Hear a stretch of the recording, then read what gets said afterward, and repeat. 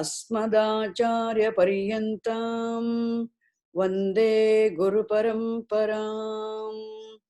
श्रुतिस्मृतिपुराणानाम् आलयं करुणालयं नमामि भगवत्पादशङ्करं लोकशङ्करम्।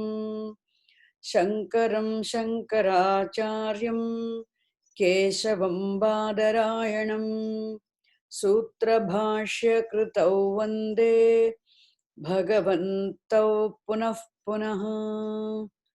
ॐ ईश्वरो गुरुरात्मेति मूर्तिभेदविभागिने व्योमवद्व्याप्तदेहाय दक्षिणामूर्तये नमः। ॐ सहना भवतु सहनौ भुनक्तु सह वीर्यं करवावहै तेजस्विनावधीतमस्तु मा विद्विषावहै। ॐ शान्ति शान्ति शान्तिः।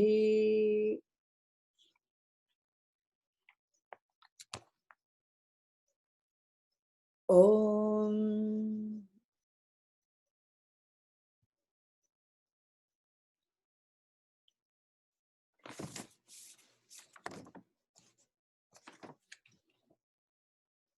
I would like to begin every day's class with the first verse of Shrimad Bhagavatam. If you have it, is okay. If you don't have also, next class, before next class, I'll send it to you. Om Namo Bhagavate Vasudevaya. Om Namo Bhagavate Guru Pavana Pureshaya. Om Namo Narayanaya. Om Namo Bhagavate Krishnaya. Om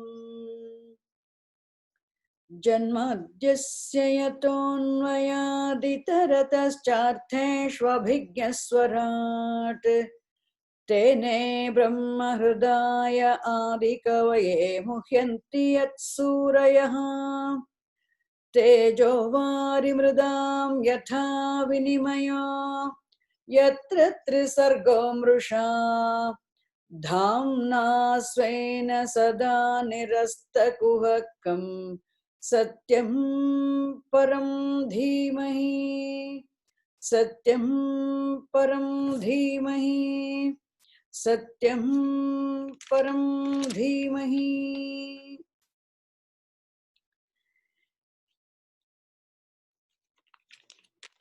So before we enter in the actual text Srimad Narayanam, definitely you all must have been exposed to this Narayanam chanting everywhere. As part of this teaching, I also thought I would teach Narayanam chanting also as part of this teaching itself, because some of them might be new. Of course, Srimad Narayanam is a beautiful story of Bhagavan Srimad Narayana. It's a very beautiful piece of literature consisting of hymns of devotion. There are 100 dashakams, which are also known as chapters.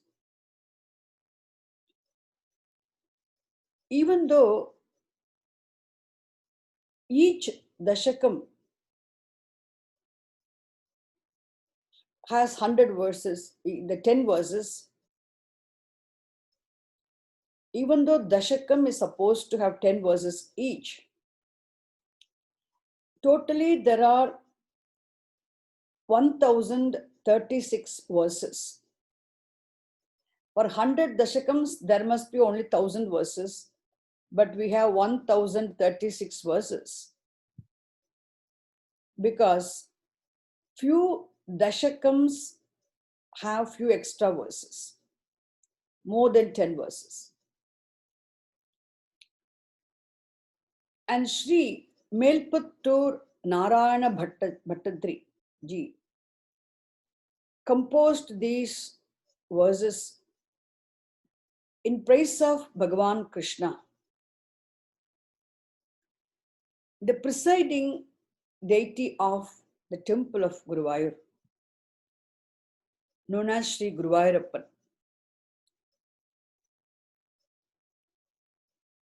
Of the 18 Mahapuranas written by Vyasa Bhagavan,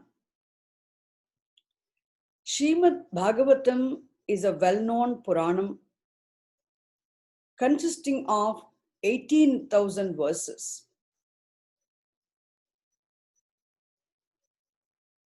And Srimad Bhagavatam, given in a nutshell, is Srimad Narayanayam.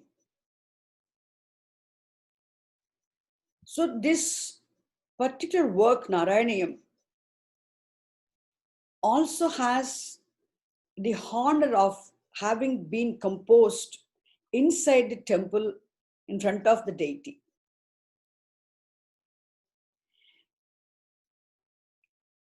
Especially the deity of Guruvayur, and it was by his own grace. So because, how come it was composed inside the temple? Because there's a story that Sri Narayana Bhattadriji's guru, known as Trikandiyur Achyuta Pisharoti ji,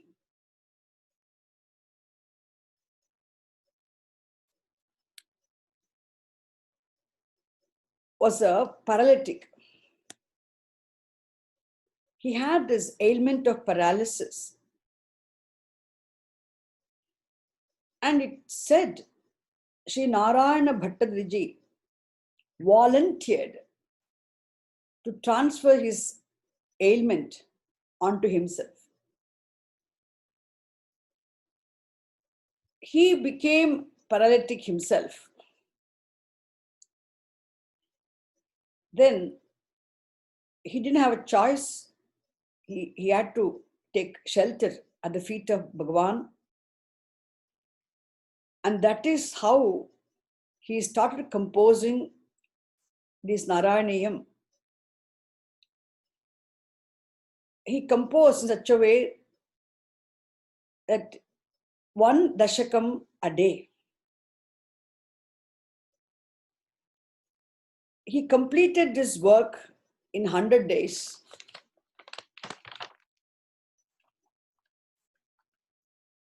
He had the vision of Bhagavan when he completed this work. And it is said Bhattadriji also got completely cured of his ailment of paralysis.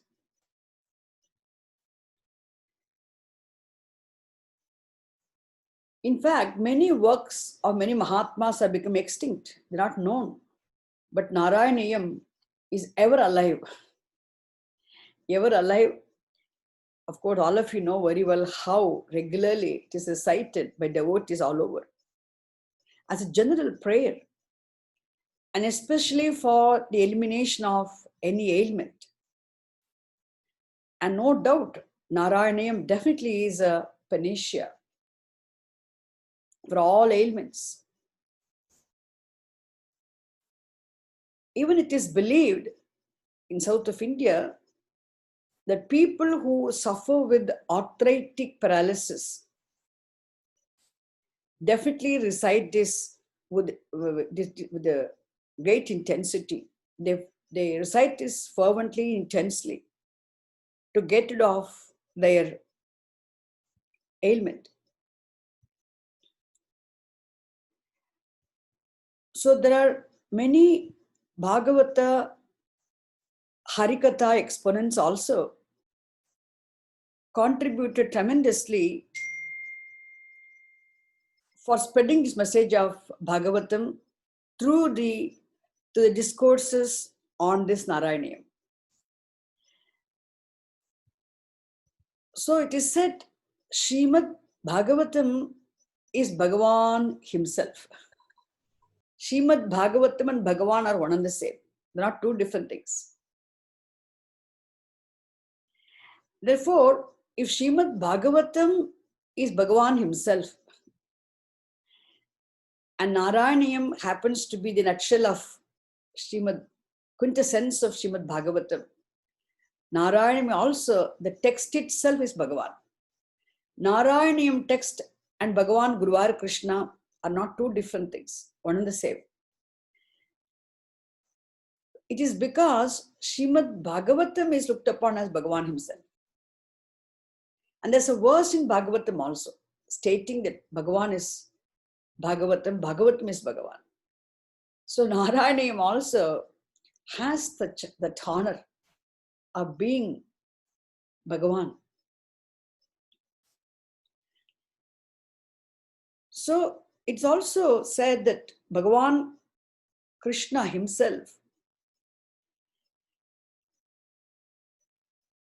himself prompted Shri Bhattadaji whenever he had this, he had to start, every day he was writing, he had to start this writing, or before ending, or before beginning, he had any doubt.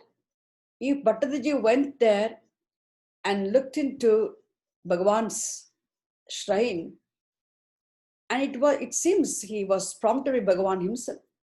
So it is said by many Mahatmas, I heard from many Mahatmas saying that Narayanam, it was Bhattadaji's work, no doubt, but definitely there's a Bhagavan behind Bhattadaji's work that prompting him to do this. So definitely there is Bhagavan's involvement. That is one of the reasons this work is still read with great devotion. Even people who do not know Sanskritam are reading this everywhere with great Shraddha. The words are long compounds, long sentences, and then they don't have no idea of Sanskritam. Still people make effort.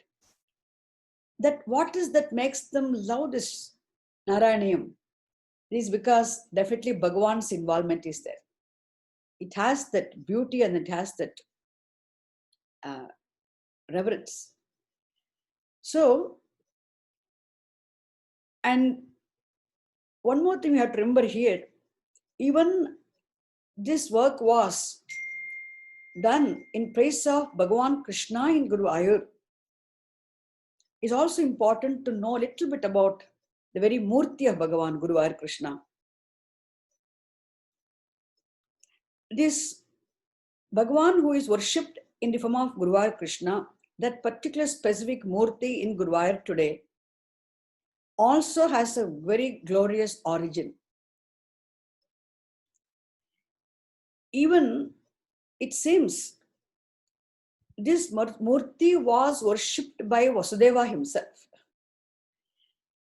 So Vasudeva worshipped this Murti, and above all, even Bhagavan Krishna himself worshipped this Murti at Dwarka. It seems that Krishna had his minister and also a great devotee called Uddhava. So Krishna mentioned it to Uddhava that there would be a time that Dwarka would be completely immersed in water. There'll be floods everywhere. And therefore, this Murti, now what we have in Guruvayur now, it seems Krishna had told Uddhava that this Murti would be floating somewhere in water. And this information that Uddhava got from Bhagavan Krishna made him request this Deva Guru, and also known as Brihaspati and Vayu, somehow to bring this Murti from there and to get it installed at this place where it is now. So requested by Uddhava, And Devaguruhu, known as Brihaspati, and Vayu Devata, the wind god, they brought that Murti and installed in Guruvayur now, where it is exactly. And that is why it is said, even that place is known as Guru Vayur. Guru Pavanapuram, in Tamil Malayalam, they say Guru Vayur. And another important information here we get is that how did this Guru and Vayu contribute for installing this Murti in Guruvayur? It seems Bhagavan Shiva himself instructed, it seems. So the whole process of installing Bhagavan Krishna's Murti in Guruvayur temple happened as per the instruction of Lord Shiva, it seems. It will be very surprising for us what happened, how it could have happened. But we have very strong sources saying, there was guidance throughout, the divine guidance. How to explain that? And we have to have faith, we have to have bhakti, and that will help us understand this fact. Otherwise, if we curiously, skeptically, if we listen, it will remain matter for skepticism, skeptical matter. Otherwise, it will become a fact for us. It's only a question of having faith and devotion, commitment to Bhagavan, and when you study, definitely Bhagavan's grace will reveal us everything that we need to be revealed. That is how, and this temple of Guru Krishna in Guruvayur has come into existence. In fact, they say 5,100 years old. Exactly, I do not know whether it's right or wrong. I heard 5,100 years old, this temple. It attracts bhaktas all over, from all over.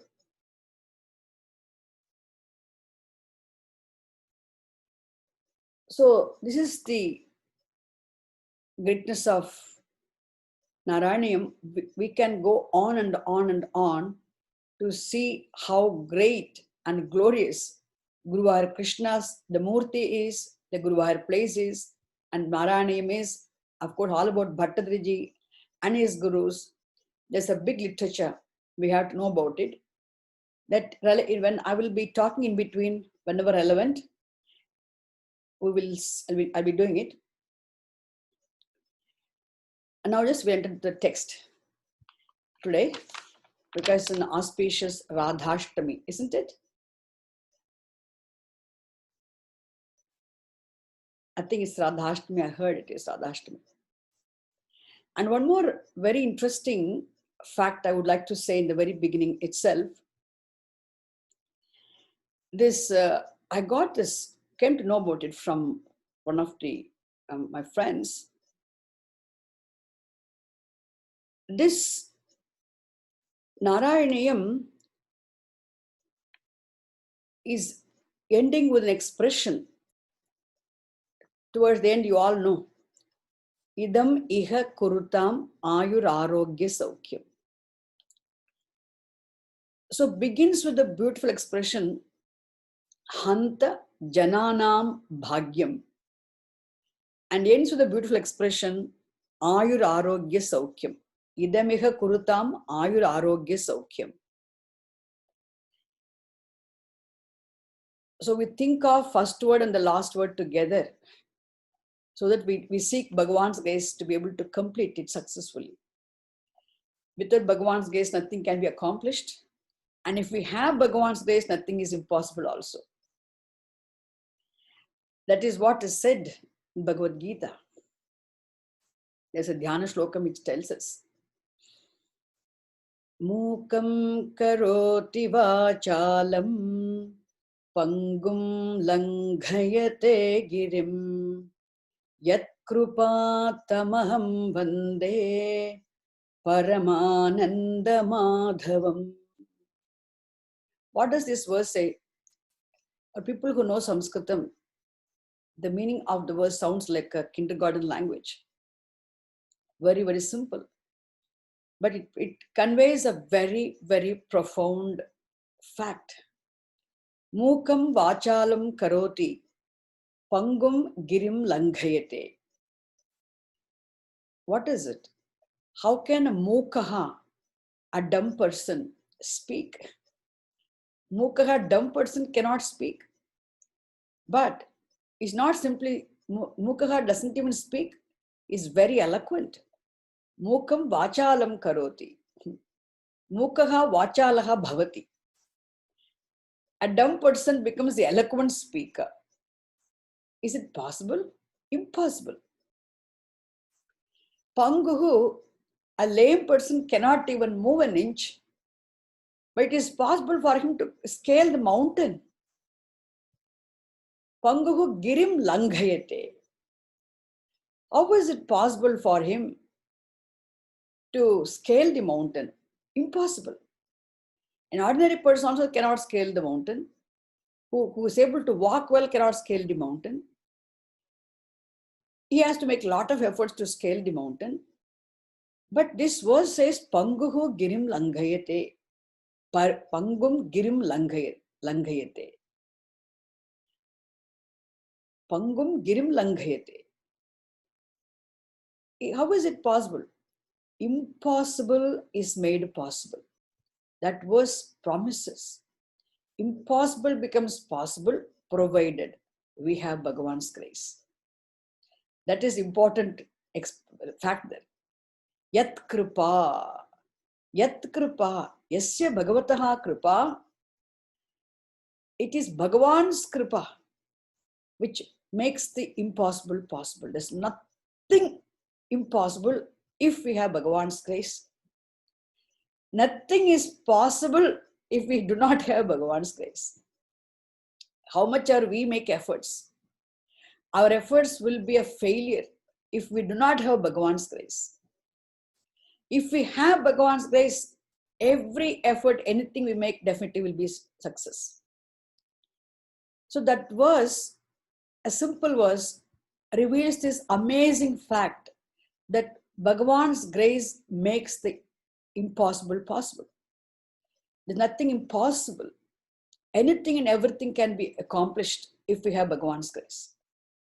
So we also seek Bhagavan's grace to begin this text, to continue with our study of Narayanayam. And as we progress, as we proceed with every verse, Bhagavan, we seek Bhagavan's grace to bless us with a very clear Bhagavan's vision of Bhagavan Sagunarupam, of course, Nirgunarupam also. May Bhagavan bless us with such a vision. And above all, may Bhagavan bless all of you who will be listening to these classes also later on with the fulfillment of all your righteous wishes. So here, this Ayur Arogya Saukhyam, we may think it's just, okay, may this Narayanayam, studying Narayanayam, bless one with Ayuhu, longevity, long span of life, Arogyam, good health, and Saukhyam, happiness. This is the literal meaning of this verse. Of course, we all want these three things. We all want Ayuhu, we all want Arogyam, we all want Saukhyam. But just to tell you how Sri Bhattacharya was great, how great he was. Of course, he is known for his erudition, scholarship in language, grammar, other scriptures. But it seems he was also a part of this Sangama Grama. Sangama Grama is a secret school of mathematics. You might have heard about it. Sangama Grama is a secret school of mathematics. So there is a particular method called Katapayadi method. See, those days, all our ancestors had some amazing knowledge. That they had this knowledge of Katapayadi Sankhya. I mean, they used this Katapayadi Sankhya for encrypting certain facts. Which means our ancestors made use of the language for encrypting. So to encrypt and also to decrypt, they had this knowledge. So suppose if we take this particular sentence, Ayur Arogya Saukyam, it shows also Bhattacharya had this knowledge. Great. So he used this Katapayadi, this Sankhya, how to encrypt. He had this knowledge. So if we take this sentence, this particular expression, Ayur Arogya Saukyam, and if we decrypt this Ayur Arogya Saukyam, we would get a certain number. And if we use that number in software, we will get the date 27th November 1587. What is this about? This 27th November 1587 is this number we can get it by decrypting this expression Ayur Arogya Saukyam. Means it is encrypted there in that expression. It conveys the meaning of that may Bhagavan bless us with the longevity, health, good health and happiness. But it also decrypting shows us this gives us number 27th November 1587. It seems it is on this date Bhattacharya concluded his Narayaniam work. And that particular day, 27th November 1587, happened to be Kaushika Ekadashi also, Guruvayur Ekadashi. And he completed. So it's amazing to know that even people of those days had this knowledge of encryption. And they were able to beautifully blend it into this kind of shlokas.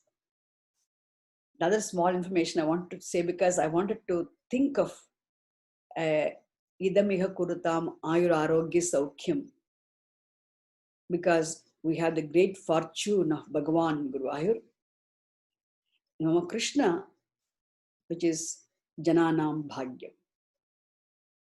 So with this very brief introduction, I would like to start the text. Even I would like to unfold even the first verse of Srimad Bhagavatam, which I recited today as my prayer. I will do it in due course of time. And in between, whenever possible, relevant quotes from Bhagavatam also we can see. Now let us focus on Srimad Narayana. Om Hari Om Tat Sat Shri Gurubhyo Namaha Hari Om. Om Om Namo Bhagavate Shri Dakshinamurti Swarupaya Shri Dayananda Rupaya Paramagurave Paramatmane. Om Namo Bhagavate Vasudevaya. Om Namo Bhagavate Guru Pavanapureshaya. Om Namo Narayanaya.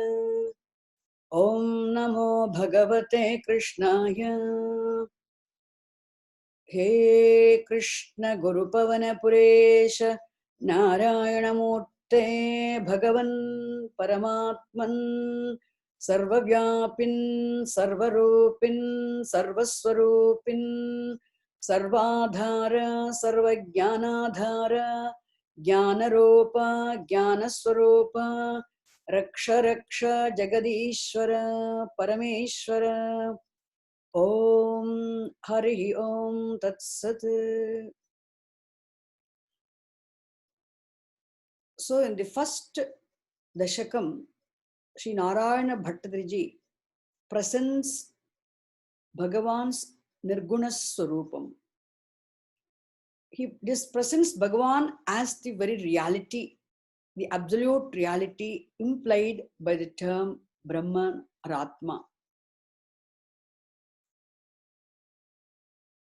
Even though we have this tiny little Murti placed in the tiny little temple in a place called Guruvayur, that Murti which is there is not an ordinary Murti. That Murti actually stands for the absolute reality, ultimate truth of the entire universe, without which the universe cannot exist at all.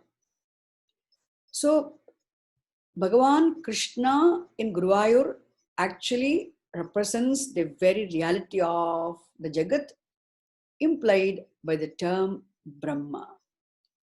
That is why Bhattadriji, in his opening verses, presents Bhagavan Krishna as the very reality of the whole cosmos. That's why the topic of the first Dashakam is Bhagavad Swarupa Varnanam.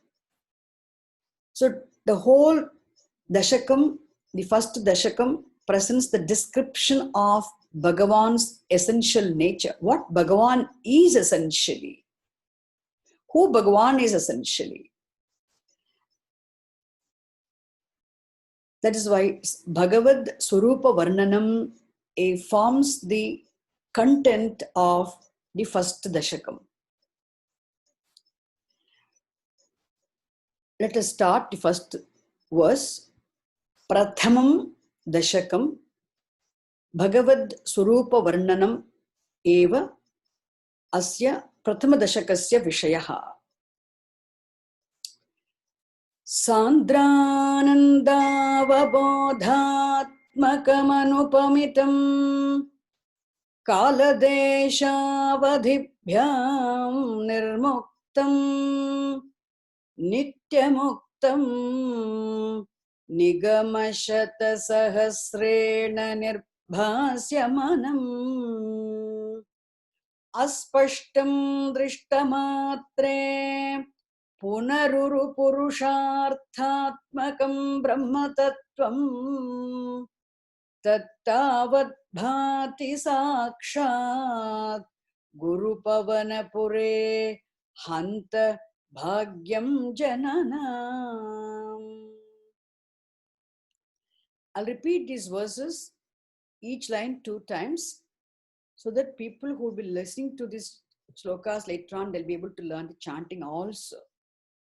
Because the meaning should be assimilated along with the understanding of the sentences.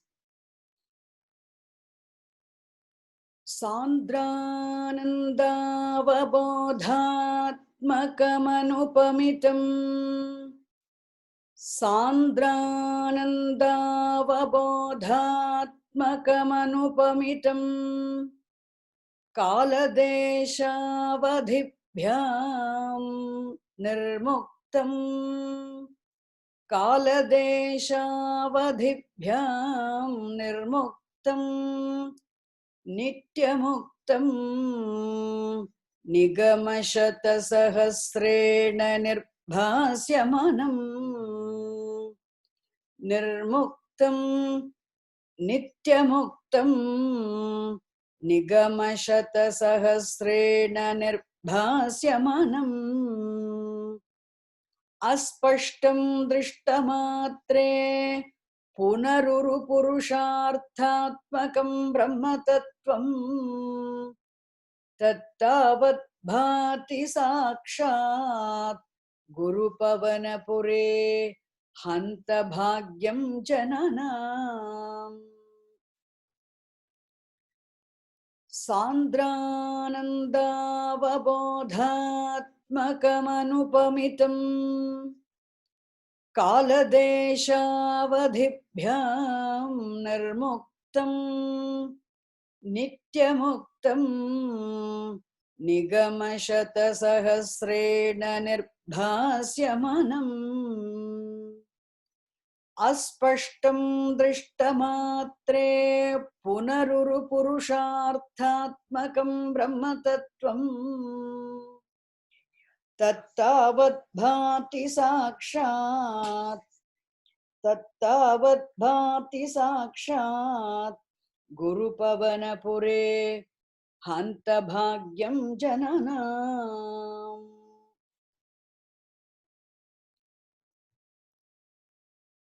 So here Bhattacharya says hanta jananam bhagyam. It's a great fortune of all the people. Jananam bhagyam. Why it's a great fortune? Because the very truth of the universe, the reality of the universe, is always available for recognition. See, there's not even a fraction of second. Bhagavan is not available for recognition. Bhagavan is always available for recognition. Therefore, it is our fortune. But we are not able to recognize, that is our problem. Bhagavan is always available for recognition. Imagine if we are not able to recognize Bhagavan, then that is our misfortune. We are able to recognize Bhagavan. Bhagavan is always available for recognition. Therefore, it is fortune. If Bhagavan is not available for recognition, then it would have become our misfortune. So, availability of Bhagavan as the very reality, always, everywhere, is said to be Jananam Bhagyam. So, Bhattacharya says, Bhati. Therefore, it is our fortune. Jananam Bhagyam. Katham Bhajananam Bhagyam. Bhagavan Sada Bhati. Always is available for recognition, shines. And which is that Bhagavan? Which form of Bhagavan? Which Swarupam of Bhagavan is shining? He says, Sandra Ananda Avabodha Atmakam. Sandrananda Avabodhatmakam. Sandra Ananda Avabodha Atmakam. This Bhagavan, who is essentially nothing but very reality, very truth of the whole Jagat is Bhagavan. The abstract truth, the subtlest reality is Bhagavan Swarupam. And Bhagavan Swarupam is available. And what is that Swarupam of Bhagavan? He said, Sandra Ananda Avabodha Atmakam. So, Bhagavan Swarupam is in the form of Sandra Anandaha. The word Sandra has different meanings. But here we should take it as limitless. So limitless happiness, Sandra Anandaha. Bhagavan is essentially of the nature of fullness, essentially of the nature of limitless happiness, or Sandra Ananda. Not only Bhagavan is essentially of the nature of fullness, limitless happiness, but also avabodha. Avabodha means jnanam. Avabodha ityasya shabdasya arthaha jnanam iti. If we take this jnanam, so Bhagavan is essentially of the nature of pure knowledge, pure consciousness. So avabodha ityasya shabdasya chaitanyam ityarthaha. So Bhagavan is of the nature of pure consciousness, fullness of consciousness, or limitless happiness consciousness. So Sandra Ananda Avabodha Atmakaha Bhagavan, which means Sandrananda Bodhatmakam Anupamitam. Therefore, Upamitam means comparable, incomparable, Anupamitam.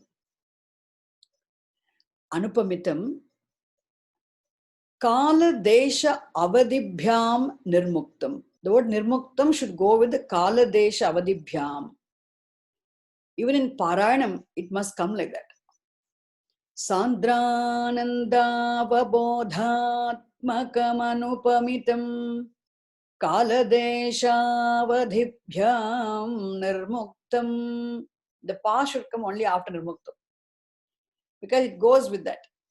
So Nirmuktam, Muktam itself means ever free. Nirmuktam, absolutely free.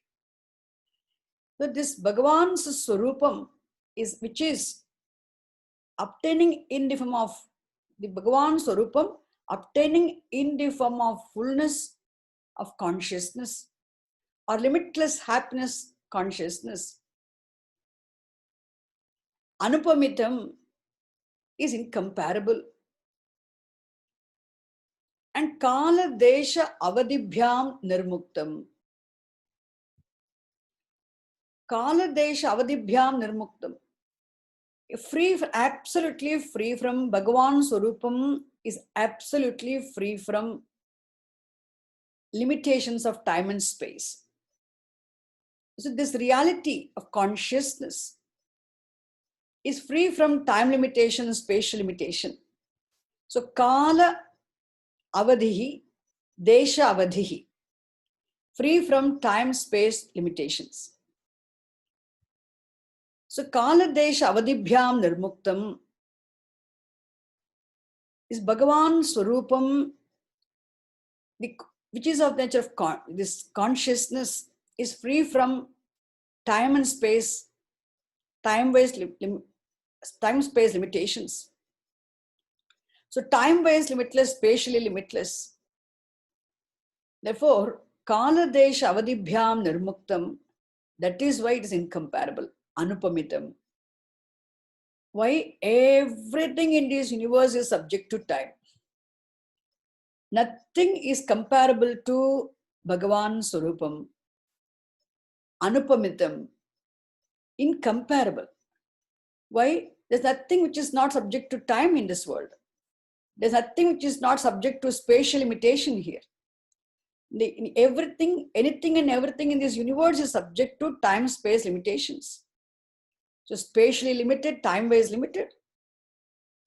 What is it which is not subject to time and space here, which can be compared to Bhagavan? Nothing is comparable. Time itself has time limitation. The very time factor is subject to time. Even though space is said to be spatially limitless, but even the space is subject to time limitation. So spatially limitless space is subject to time limitation. Time is by itself subject to time limitation. And everything and anything and everything which exists within the realm of time and space, everything in this universe is subject to time-space limitations. As there's nothing which is not subject to time limitation, spatial limitation, nothing is comparable to Bhagavan here. Bhagavan's Rupam cannot be compared to anything. That's why incomparable, anupamitam. In fact, Bhattadriji has given us the essence of the Upanishads in this first verse. And it is nothing but the essence of the first verse of Srimad Bhagavatam. What recited in the very beginning. So, the essence of the first verse of Srimad Bhagavatam is given here as the essence of the Shastram in this first verse. That's why Sandra Ananda Avabodhatmakam Anupamitam Kaladesha Avadibhyam Nirmuktam. This Bhagavan Swarupam obtaining in the form of limitless consciousness, which is incomparable and also free from time and spatial limitations. Nityamuktam, not only Nirmuktam, Nityamuktam also. How Nityamuktam? It is absolutely free from all forms of limitations, ever free from all forms of limitations, free from all also other impurities, free from even all modifications, changes. The Shad Bhava Vikaraha. So anything and everything in this universe is subject to Shad Bhava Vikaraha, sixfold modifications. Asti, Jayate, Vardhate, Viprinamate, Apakshiyate, Kshiyate. These, anything is subject to growth, grows. All living creatures, if we take, it is there already, and it grows and gradually metamorphoses, then starts decaying, one day perishes. These sixfold modifications are removable. That's why we say change is the changeless, unchangeable nature of the matter. Everything is subject to change here. Whereas this Bhagavan's Swarupam, the absolute reality, is free from all forms of changes. So Nityamuktam, there is no such a thing called bondage. Bondage is Bhagavan. Therefore, bondage is Bhagavan, moksha is Bhagavan. Bhagavan is free from freedom and bondage. Bhagavan is freedom himself. Bhagavat Swarupam is freedom. That is why Nityamuktam. What is moksha? Bhagavan is of the nature of very moksha. Moksha and Bhagavan are one and the same. Bhagavan as the reality being freedom himself.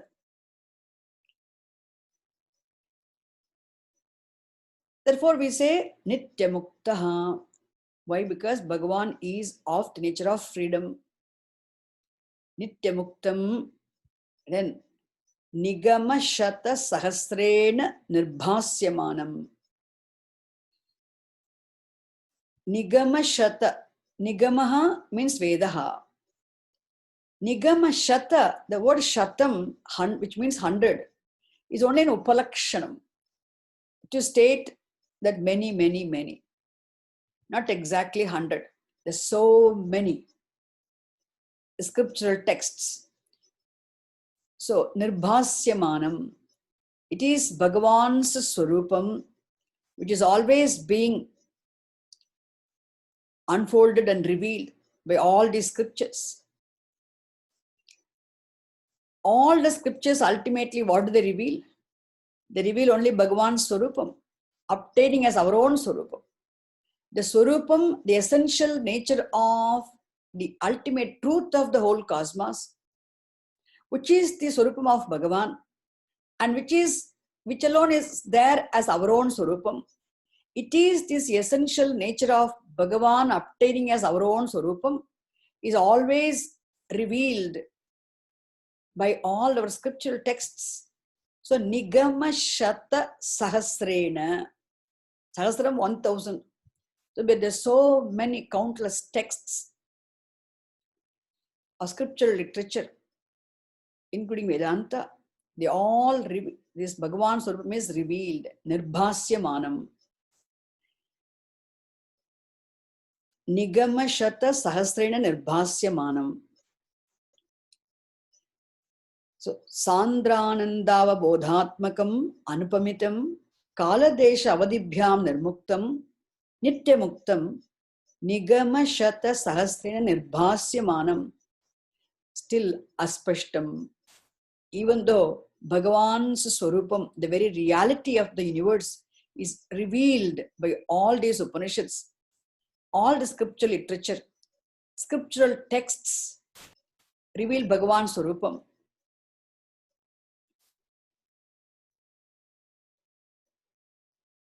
Because all these texts serve as pramana granthaha. They serve as means of knowledge of the truth. So they all reveal.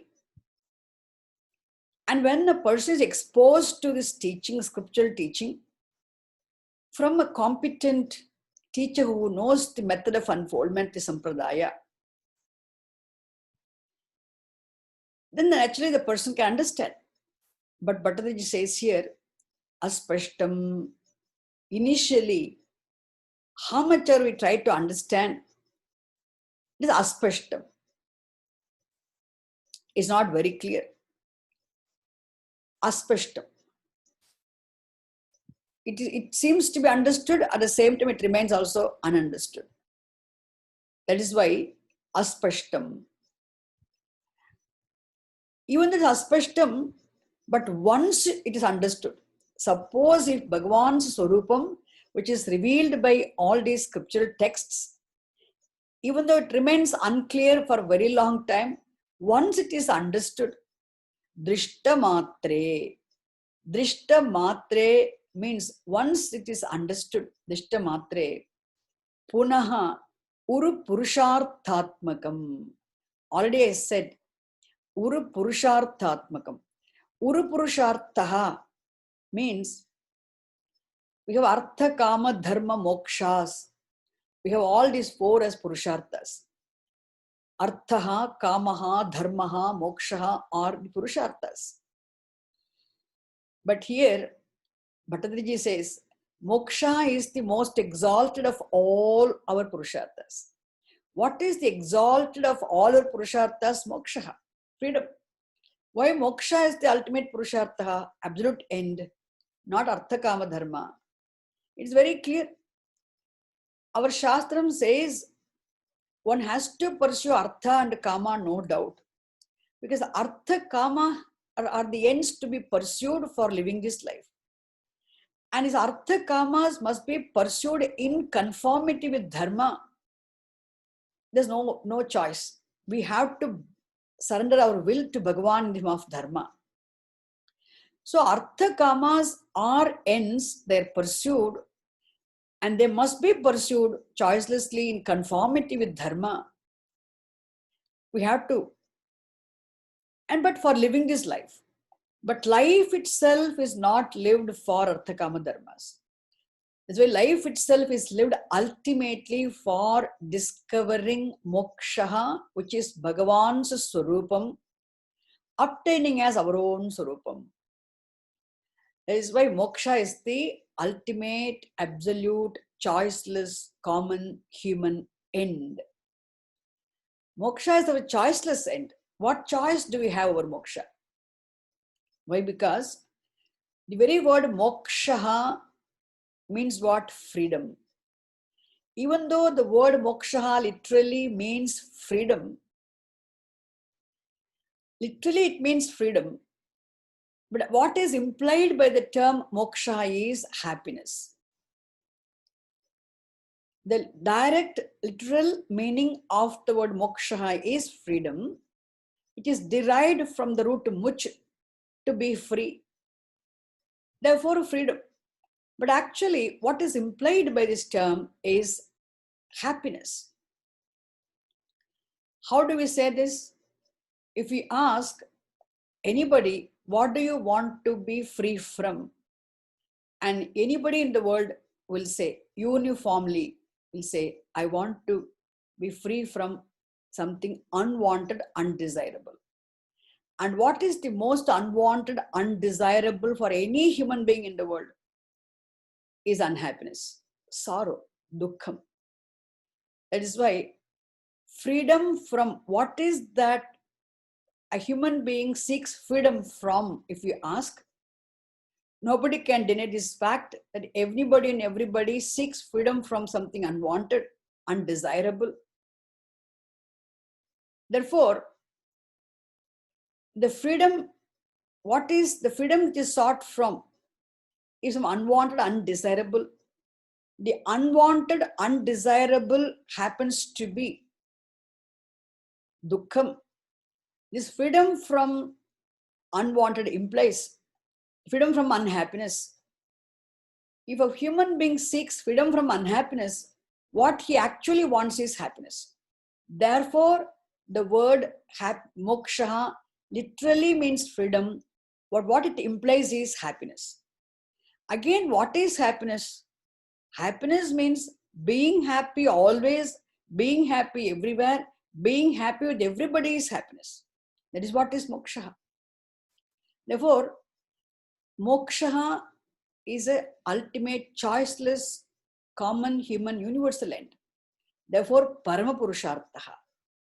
That is why we say, and this moksha, our Shastras declare repeatedly, my God, moksha is one thing you need not work for. Why? Moksha is something which you can never attain, you never accomplish. Why? It is already there. How can you attain what is already there? You can only attain what is not there. Attainment is always of something which you do not have. Moksha happens to be, happiness happens to be already there, always there as Bhagavan's Swarupam, obtaining as your own Swarupam. It cannot be attained, it has to be discovered. So moksha, the absolute happiness of being happy always, everywhere with everybody, implied by the term moksha, is something to be discovered as the Swarupam of Bhagavan, obtaining as our own Swarupam.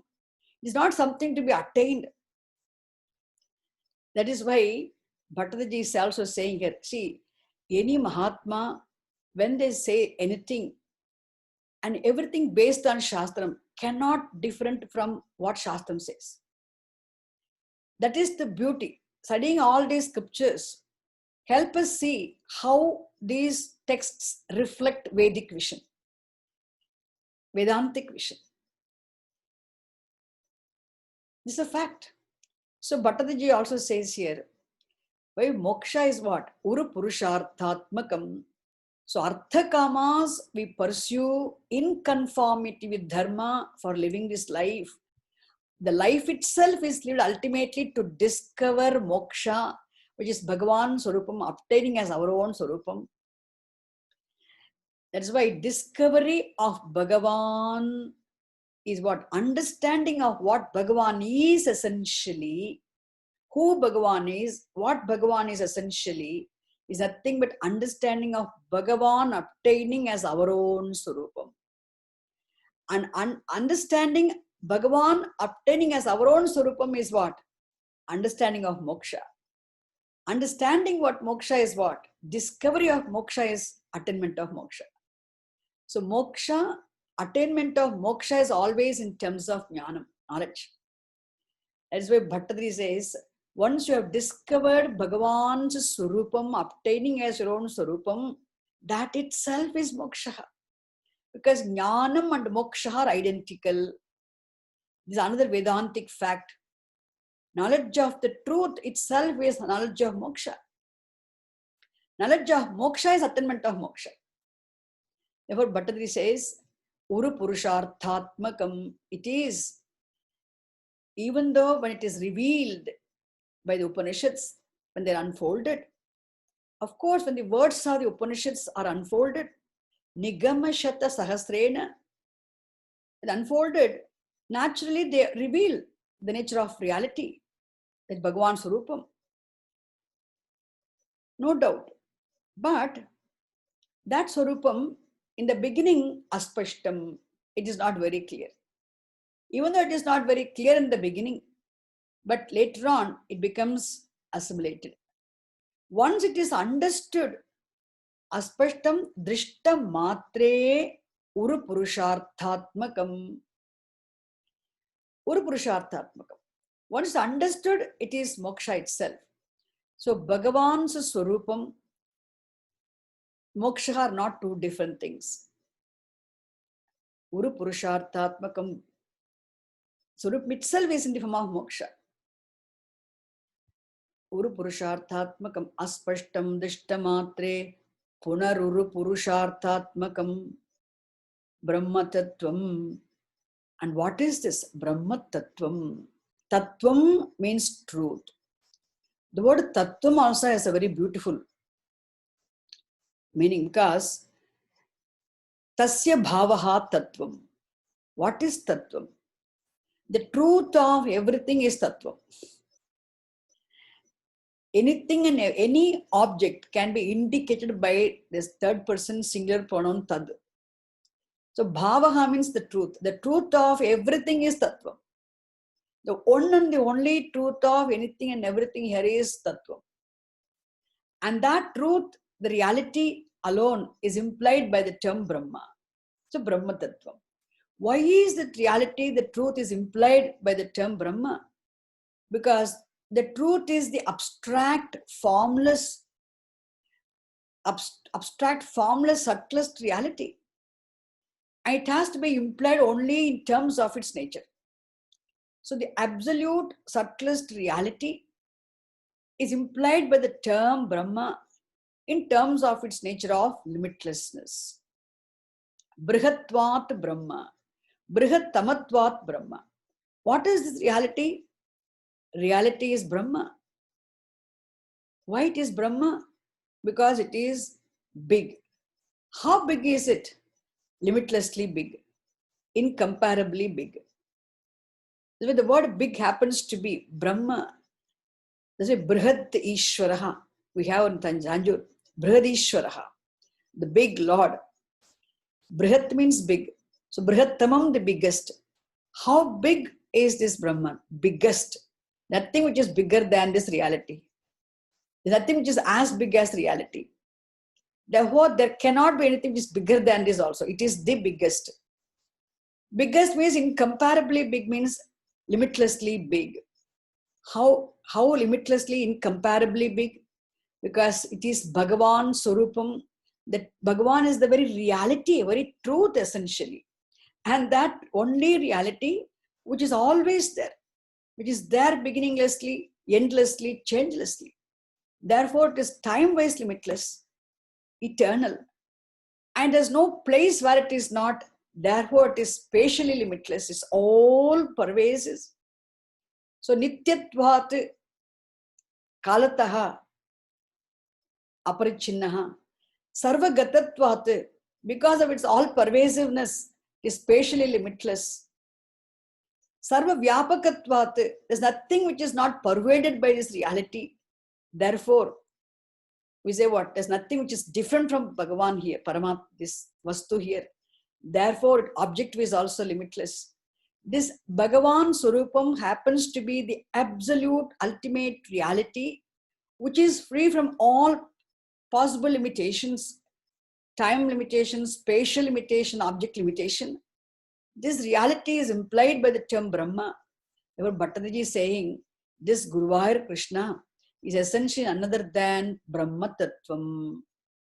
So all other words mentioned above are all the Lakshanani, definitions of this Bhagavan Swarupam implied by the term Brahma Tattvam. What is this Brahma Tattvam? Who is Guruvayurappan? Brahma Tattvam. What is Brahma Tattvam? Sandra Ananda Avabodhatmakam. Sandra Ananda Avabodhatmakam. Brahma Tattvam. Nityamuktam Brahma Tattvam. Anupamitam Brahma Tattvam. Kala Desha Avadibhyam Nirmuktam Brahma Tattvam. Nityamuktam Brahma Tattvam. Nigama Shata Sahasrehi Nirbhasyamanam Brahma Tattvam. aspashtam brahmatattvam in the beginning. Punaha drishta matre urupurusharthatmakam brahmatattvam. That's a brahmatattvam. Bhattacharya saying this absolute, formless, all-pervasive, timeless reality implied by the term Brahma, which alone said to be Brahma Tattvam, is Sada Bhati, always is available for recognition. Tattavad Bhati, Bhati, Brahma Tattvam Bhati. Brahma Tattvam Bhati. Kidrisham Brahma Tattvam Bhati. The very reality, the very essence of the universe, the truth of the universe is always shining. Bhati, implied by the term Brahman, Brahma Tattvam Bhati. Kidrusham Brahma Tattvam Bhati. I'm very happy to repeat this. I'm repeating to myself because Sandra, Ananda, Avabodhatmakam, Anupamitam Brahma Tattvam, Kala Desha, Avadibhyam, Nirmuktam Brahma Tattvam, Nityamuktam Brahma Tattvam. Nigama Shata Sahasraihi Nirbhasyamanam Brahma Tattvam, Aspashtam Brahma Tattvam, Punaha Urupurusharthatmakam Brahma Tattvam. Tad Tavat Bhati, always is shining. Shining means what? The word Bhati, a small verb, Bhati, it means shines. Brahma Tattvam Bhati, shines means it is not hidden. It's not obstructed. It is available for recognition. Bhati means available for recognition. Shines is the meaning of the word. Shines means it's available for recognition.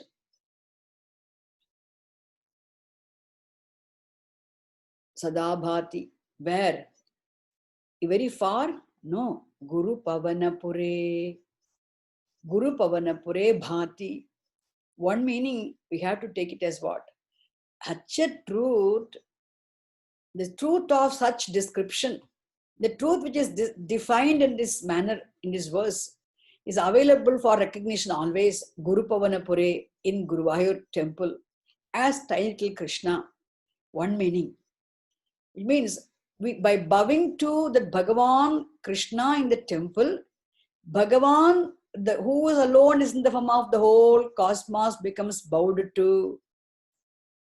Bowing to tiny little Krishna and Guruvayur is not actually bowing to a small murti. We are bowing to the very Tattvam, Brahma Tattvam, which alone is in the form of the whole cosmos. Therefore, that Brahma Tattvam alone is Bhati, shining in the form of Krishna, Guruvayur. One meaning. Saguna Rupam is Bhati. Then Nirguna Rupam also Bhati. This Bhagavan as the truth who alone is in the form of everything, that Bhagavat Swarupam is very much there in your own mind as your own self. Who are you? Are you not different from Bhagavan? Which is different from Bhagavan here? If everything is Bhagavan, and that same Bhagavat Swarupam is there, always available for recognition as your own Swarupam, your own essential nature in your own mind. That is why, because we have to connect the meaning of this verse with the next verse. It will become much clearer. It happened to be first class. I took some time to also introduce other things. So, Brahma Tattvam Bhati Guru Pavanapure. The word Guru and Pavanapuram. Tattavad Bhati Sakshat Guru Pavanapure. Sakshat Bhati. The word Sakshat is a very interesting word. Sakshat Bhati means that Bhagavan is shining, ever available for recognition as your own self, immediate self, as the very content of I.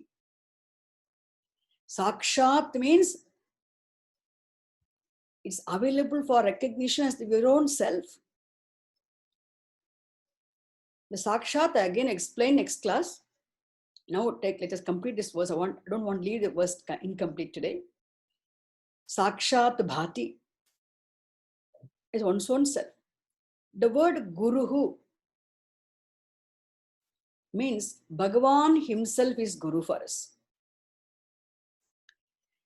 Because Guru Brahma, Guru Dev, we have this verse.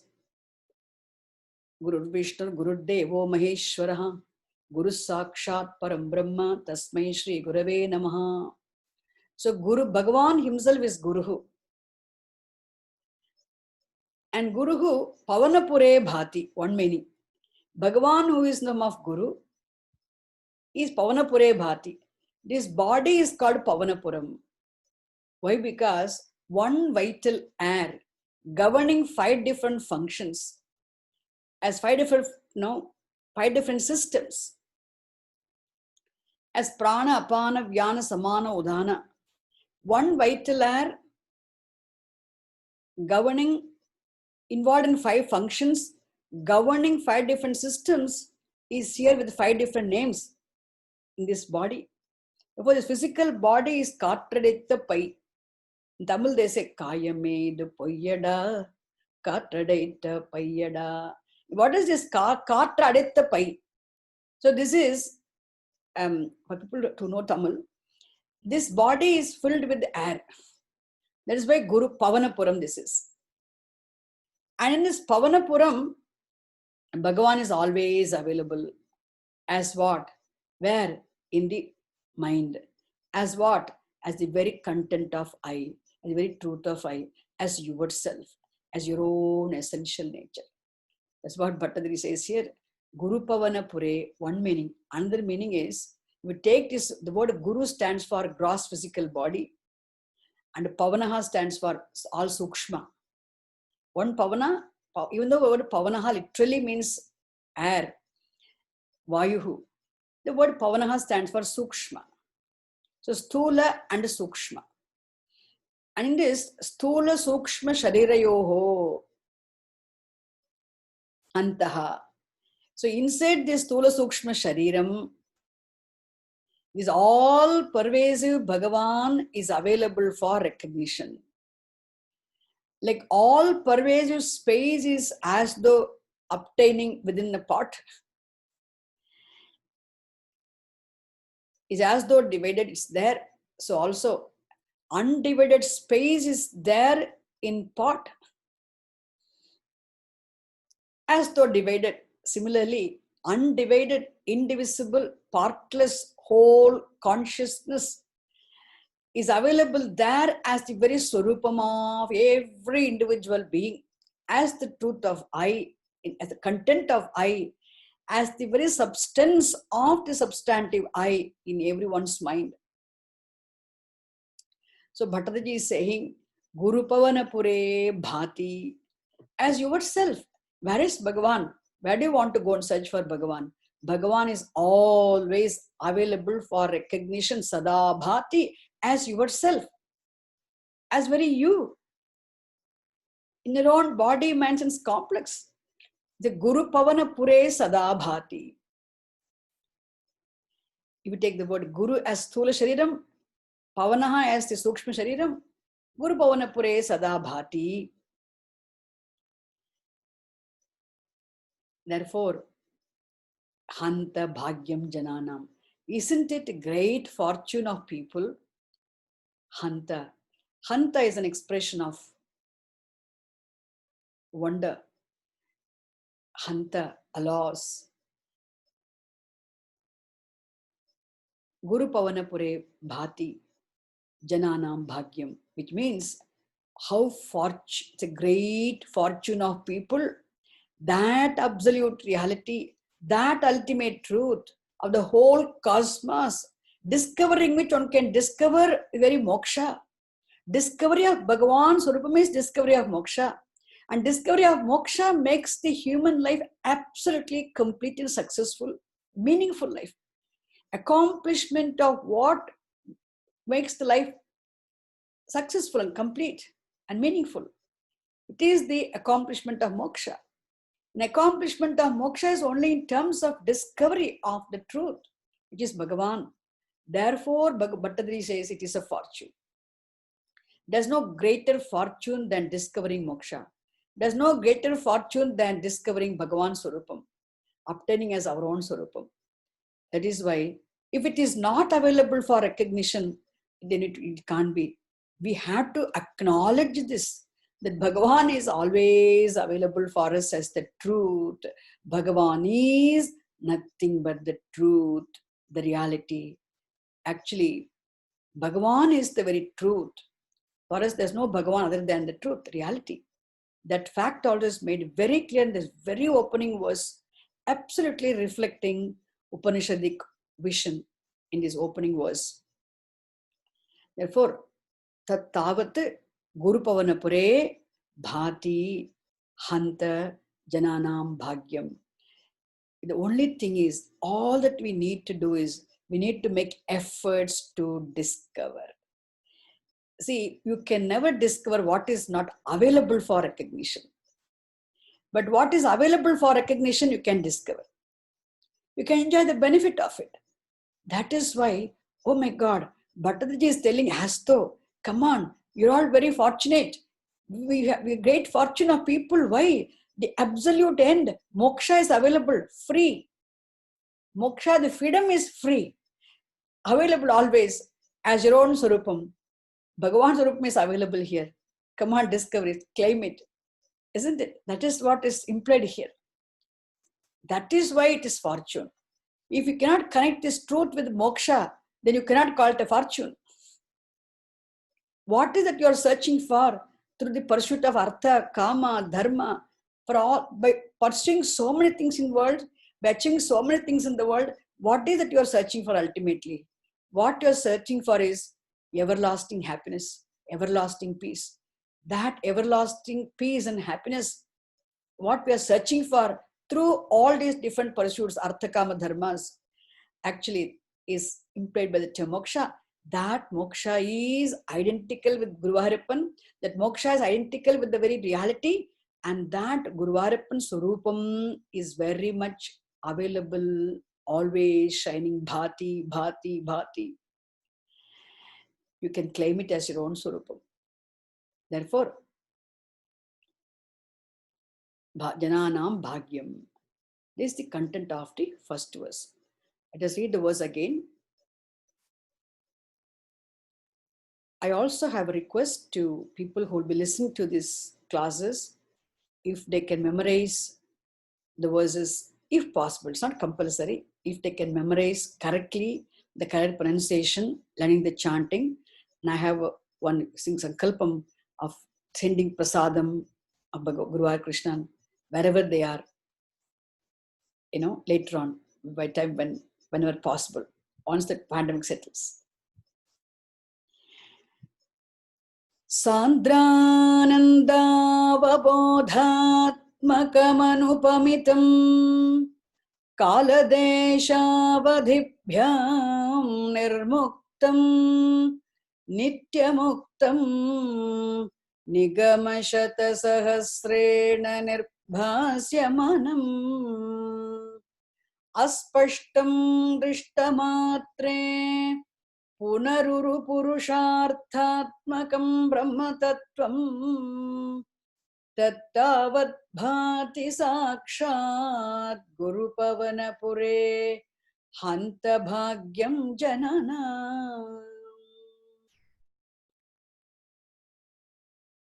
एवं दुर्लभ्यवस्तुन्यपि सुलभतया हस्तलब्धे यदन्यत् तन्वा वाचा धिया वा भजति बत जनः क्षुद्रतैव स्फुटेयम्। एते तावद्वयन्तु स्थिरतरमनसा विश्वपीडापहत्यै निःशेषात्मानमेनं गुरुपवनपुराधीशमेवाश्रयामः। एवं दुर्लभ्यवस्तुन्यपि सुलभतया हस्तलब्धे यदन्यत्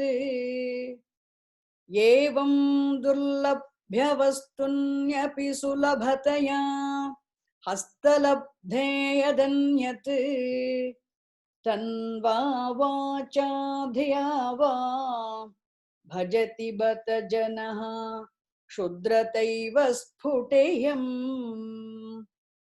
एते तावद्वयन्तु स्थिरतरमनसा विश्वपीडापहत्यै निःशेषात्मानमेनम् गुरुपवनपुराधीशमेवाश्रयामः.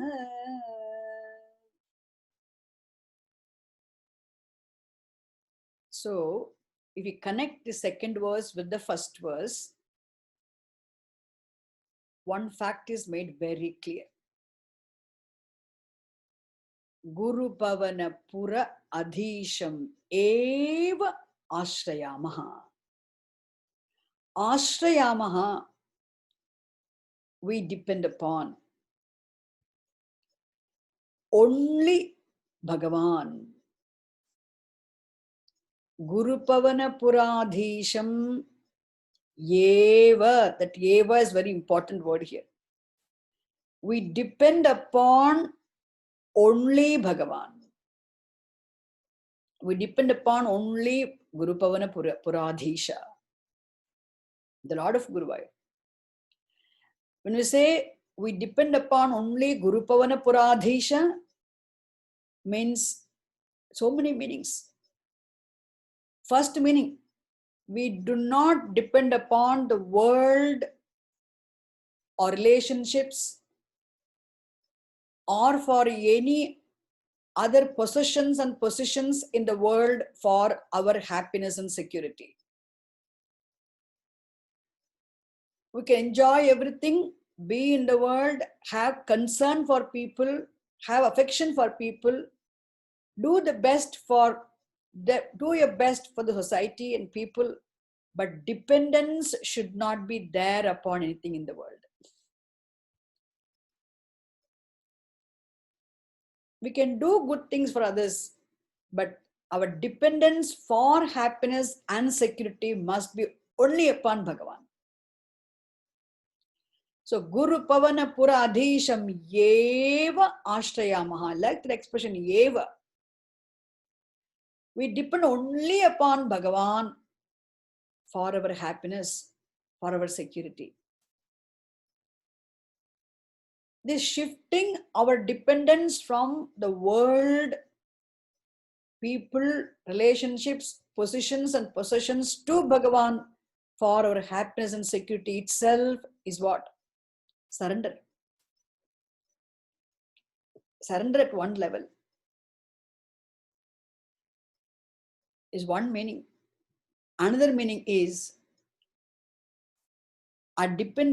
depending upon Bhagavan for my happiness and security is actually depending upon the knowledge of the truth that is Bhagavan for happiness and security.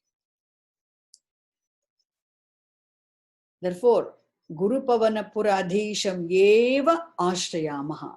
For what? Vishwapida Apahatyai. Vishwapida Apahatihi. Apahatihi means removal, elimination, eradication. Apahatihi. Apahatyai is the fourth case form. For the elimination, for the removal of pida. Which pida? Any pida. All forms of afflictions.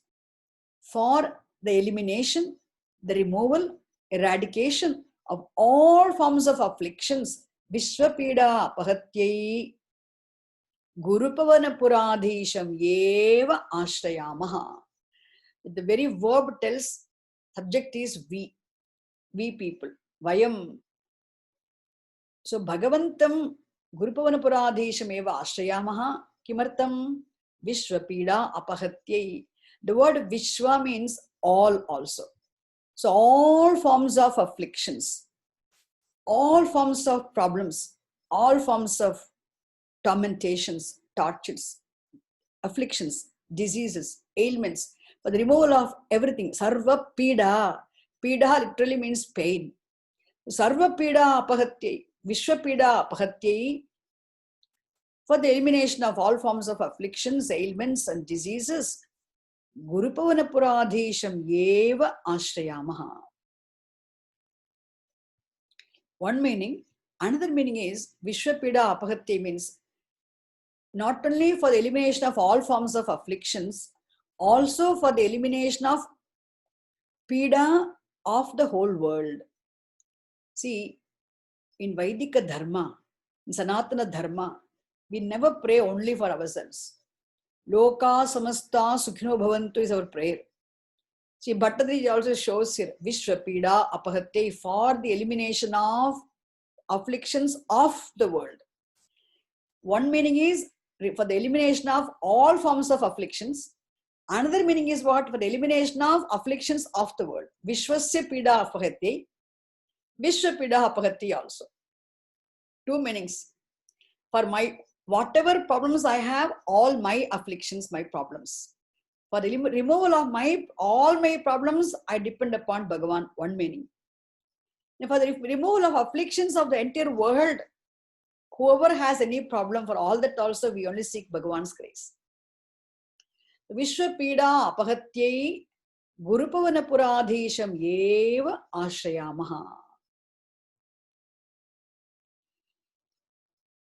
Why?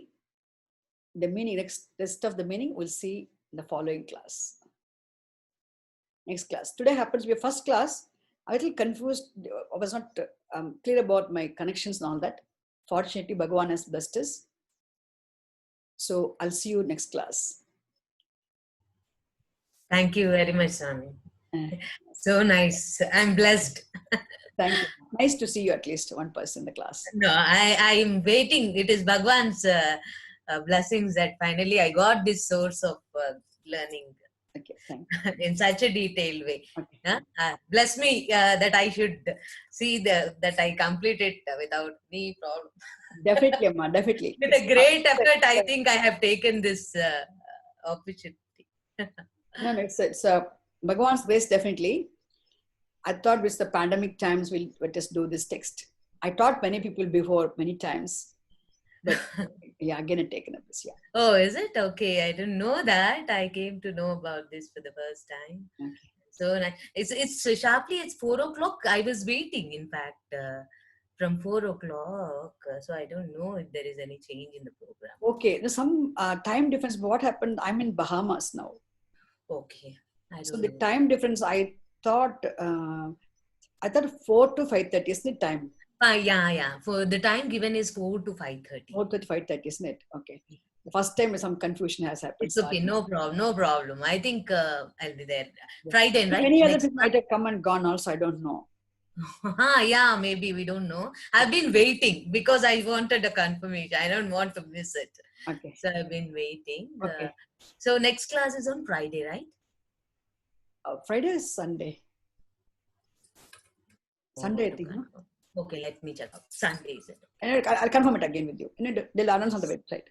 Please, thank you. Om Purnamadav Purnamidam Purnat Purnamudachyate Purnasya Purnamadaya Purnamevavasishyate. Om Shanti Shanti Shanti. Harihi Om Tat Sat Shri Gurubhyo Namaha. Harihi Om.